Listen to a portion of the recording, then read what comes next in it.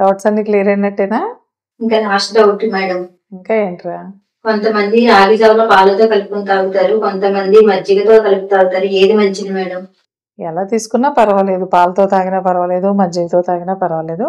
So మనకి దేని advantage కావాలో చూసుకోవాలి.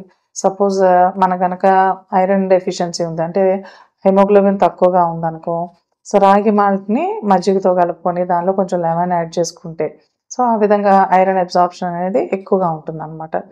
సపోజ్ మనకు కనుక కాల్షియం తక్కువగా ఉందనుకో, సో కాల్షియం తాలూకా అడ్వాంటేజ్ కావాలి అనుకున్నప్పుడు రాగి జావని పాలతో కలుపుకొని తీసుకుంటే కాల్షియం అబ్జార్ప్షన్ అనేది మంచిగా ఉంటుంది.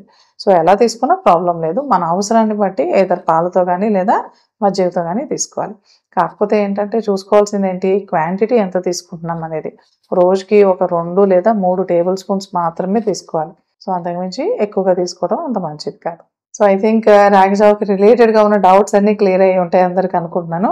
బట్ స్టిల్ ఇంకా ఏమైనా డౌట్స్ ఉంటే కనుక కామెంట్ బాక్స్లో కామెంట్ చేయండి. I try to clear all those things. Thank you.